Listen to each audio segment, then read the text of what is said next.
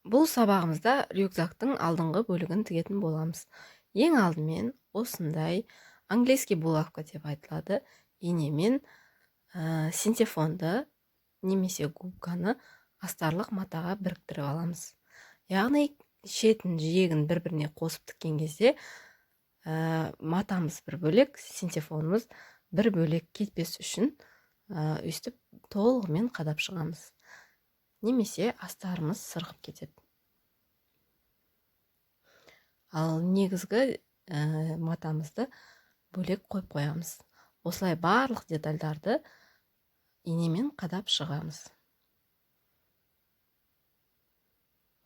Қадалған матамыздың бір шетінен бастап 0,5 сантиметрден айналдыра түзу тігіспен бастыра тігіп шығамыз.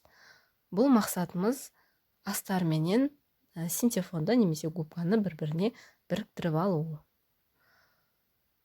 Толығымен осылай айналдыра басып шығамыз. Егер де сіздер осындай мен секілді губкамен тігіп жатқан болсаңыздар, кішкене машинаға жүрісі қиындау болады. Сондықтан арт жағынан қолмен кішкене көмек беріп тартып отырамыз.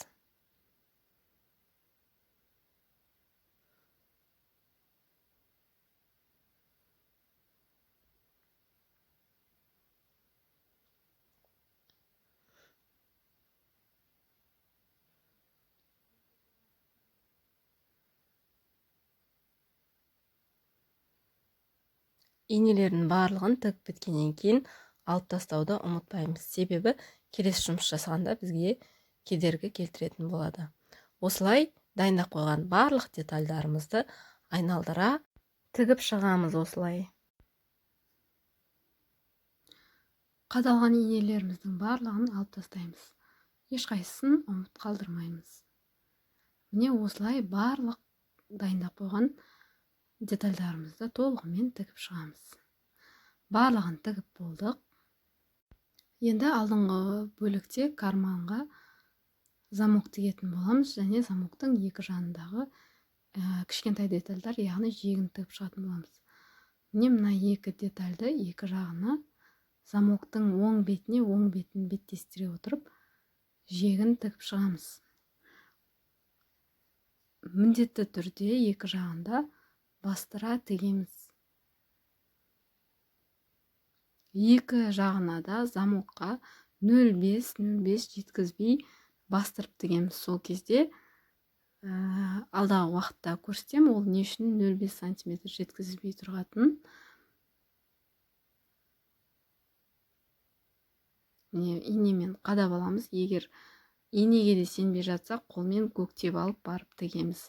Сонда бір істеген ісімізді екі қайталамайтын боламыз. Міндетті түрде закрепка береміз. Міне замогымызды тігіп алдық. Міндетті түрде мән беретін жайт, артық қалатын жағы екі жақта да бірдей бір шеттен қалуы қажет, бір шеті бір тегіс болып шығуы міндетті.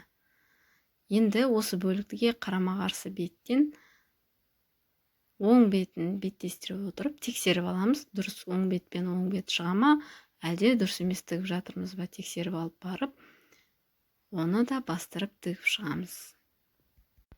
Екінші жағында дәл солай бастырып тігетін боламыз.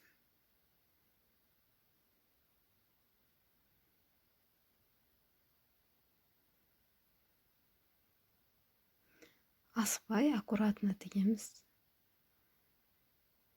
Міне енді дұрыстап көріп аламыз, дұрыс шықты ма, дұрыс шықпады ма. Жиектерін екінші жағында көріп алып, енді карманға қондырып тігеміз. Замогымызды карманның дәл ортасына келтіріп аламыз. Сонымен соңғы шетінен негізгі матаны ғана біріктіріп тігеміз. 0,5 сантиметр ара қашықтықтан тігіп шығамыз. Яғни лапканың жиегімен ғана отырып тігеміз. Міне 0,5 сантиметр қалдырған себебіміз осы жерде астарлық бөліктер ашық болып қалуы қажет. Сонда астарды астарға, негізгі матаны негізгі матаға тігеміз. Ал замок екі беттен де бірдей етіп қондырылады.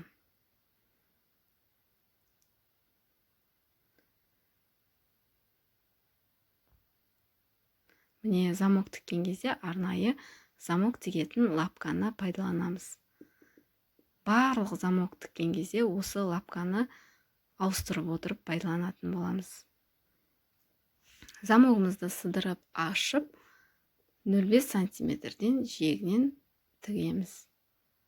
Соңына дейін осылай тігіп шығамыз.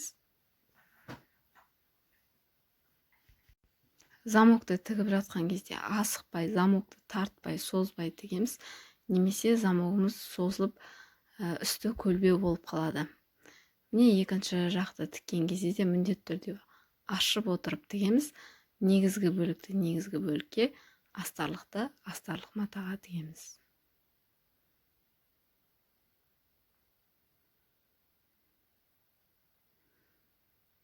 Кішкене қиындау болады осы жерді тіккен кезде, сол себепті артқы жақтан қолмен тартып, кішкене көмек беріп жібереміз.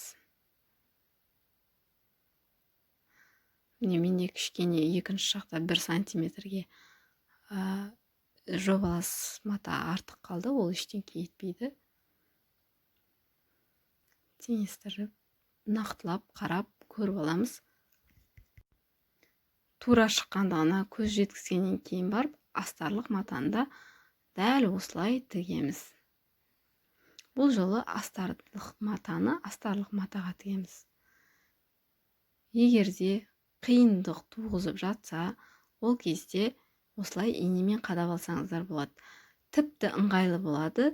Қол тігісімен тігіп алып барып тіксеңіздер, өте әдемі және бір тегіс болып шығады. Ал мұнда замокты замокқа есептеп көріп жатырмыз, соңына дейін бірдей шығады. Губкамен тіккен кезде кішкене қиындау болады. Сол себепті артына жіп қалдырып қойып, сол жіптен тартып отырамыз. Яғни машинаның лапкасына кішкене көмек беріп отырамыз. Себебі губка машинаның лапкасынан жүруі кішкене қиынырақ болады. Ал синтефон оңайырақ жүреді.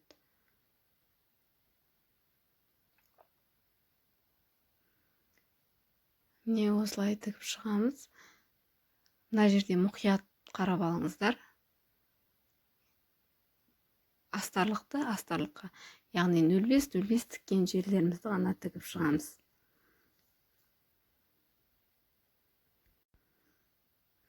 Замокты осы күйі замоктың өзіне тігеміз. Осы жерді тіккенде кішкене қиынырақ туғызады. Сол себепті менде лапка шығып кетеді. Екінші жақта да кейбір жұмыстарды тігіп жатқанда осылай лапка шығып кетіп жатады.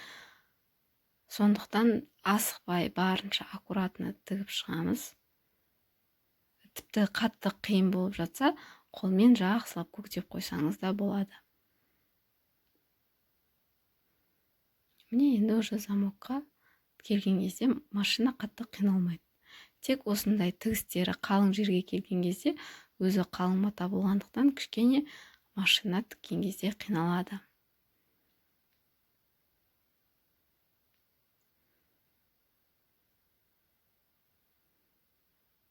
Тағы да дәл солай екінші жағында тігіп шығамыз.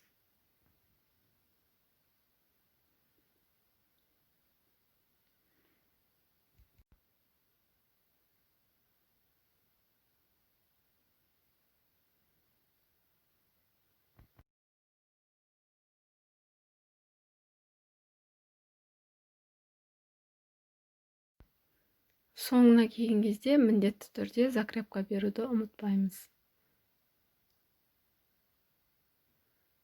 Ол бізде астарымызда, негізгі матамызда мықты болу үшін қажет. Енді замогымызды, астарлық бөлігімізді, тігістерінің барлығын аккуратно тексеріп шығамыз, дұрыс шықты ма, жоқ па. Және міне негізгі мата астарлық матаға біріктіріп, инемен көктеп аламыз.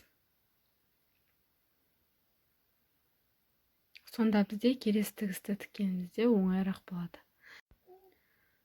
Осы кезде мынау карманымызда артық қалып кеткен тігіс бар ғой. Яғни әр замок әртүрлі болады. Біреуіміздікі жуан, біреуіміздікі жіңішке.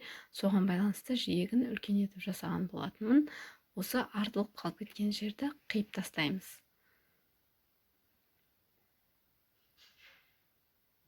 Замоктың көлемімен бірдей етіп негізгі матаны доға етіп қырқамыз. Сонда карманның жиегі өте әдемі болып шығады. Екінші жақты да дәл солай бірдей етіп сызып алып барып қырқсаңыздар өте дұрыс шығады.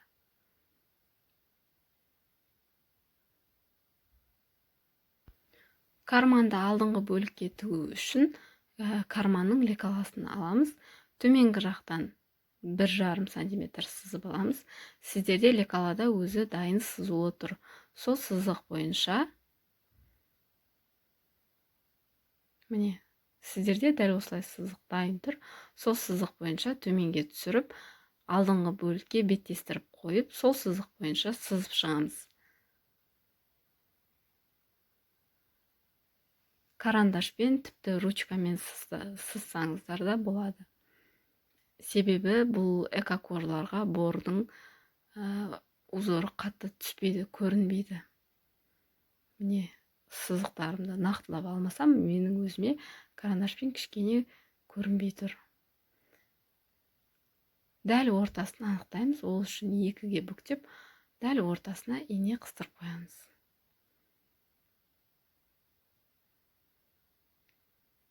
Алдыңғы бөліктің өзінде 2-ге бүктеп, дәл сызықтың үстіне инені қыстырып қойып аламыз. Осы инемен ине тұрған жерді біріктіреміз.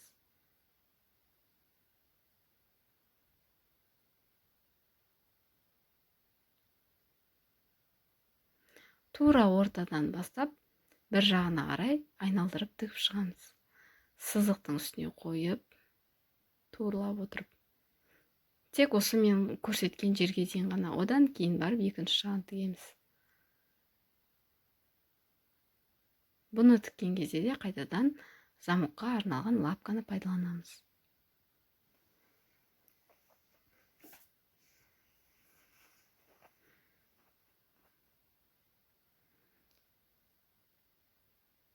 Замокты тіккен кезде міндетті түрде асықпай отырып тігіңіздер, себебі замок созылып кетсе ерек болып қалады.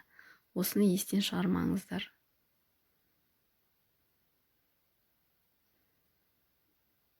Замокты қайтадан жылжытып қоямыз.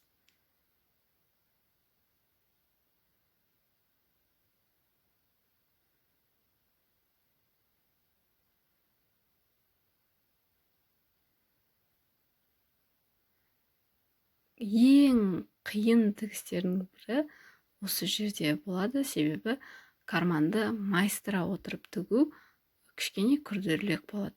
Біздің тігіп жатқан жұмыстарымыздың ішінде ең күрделі жері осы карман тігу болып табылады.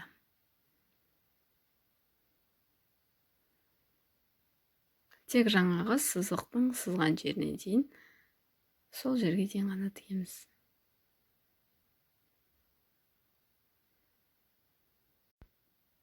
Енді екінші жағына да дәл солай тігіп шығамыз.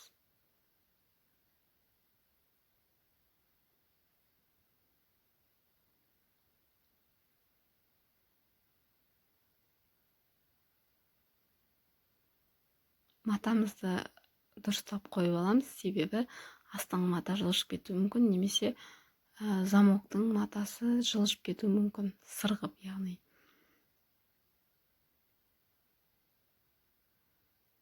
Сызық бойымен асықпай майыстырып отырып тігеміз.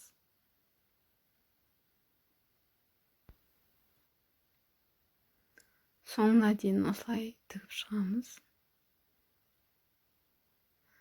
Қарап отырсаңыздар, матаның артқы жағы қатты майсыңқырап тұр. Өйткені доға жақты тіккен кезде, білесіздер, мата міндетті түрде майысады. Міне сол себепті кішкене ең қиын деп айтып жатқаным осы. Осы жерде астармен қарасаңыздар, негізгі бөлік бірдей қосылып тігіліп кетіп жатыр.